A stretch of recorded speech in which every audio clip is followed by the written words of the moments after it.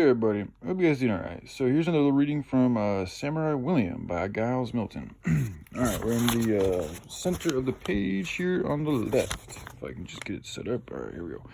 Okay, so it slowly dawned on them that capturing the fort had not been such a good idea after all. They were now holed up on a desolate mountaintop and were still no closer to acquiring any desperately needed supplies.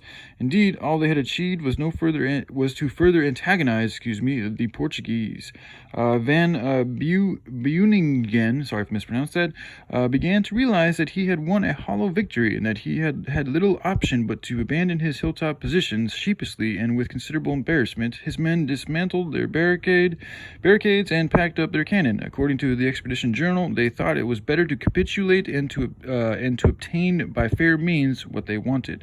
The Portuguese governor was incensed when he learned about the Dutchmen's conduct and admonished them for acting like enemies. He said that if they had behaved themselves as friends, they might have easily obtained what they discreed. Now, in the heat of his anger, he ordered them to leave the Cape Verde islands immediately, and he moved all his cannon to the shoreline in preparation for an attack.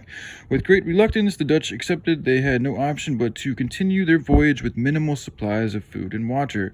Adams was furious at the turn of events and was clear in his own mind where the blame lay. We abode 24 days, he later wrote, and the reason that we abode so long as these islands was that one of the captains of the fleet made our general believe that at these islands we should find great store of refreshing as goats and other things. The failure to revictual was a bitter blow to these sick and hungry men, and their morale was soon to be dealt on an even greater blow.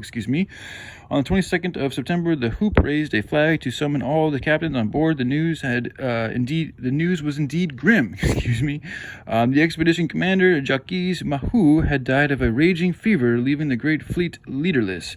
Captains and sea dogs alike were devastated, for Mahu had been extremely popular. He was of a mild and sweet temper, wrote one, honest, careful, diligent, and very kind to the seamen. His funeral was a solemn affair. The dead body was laid in a coffin half filled with rocks, covered with a mourning cloth, carried by the captains from the back of the ship to the front, and let into the water with the sad sound of drums, trumpets, and the wailing of the bagpipes.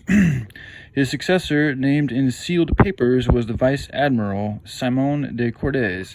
So I just want to share that with you guys, just to point out the importance of, it's common sense, really, but supplies and the supply chain, and the issue that I feel we are facing here, and the possibility of these nefarious ones taking away our supply chain. So anyways, all right, love you guys. I'll take care. Bye.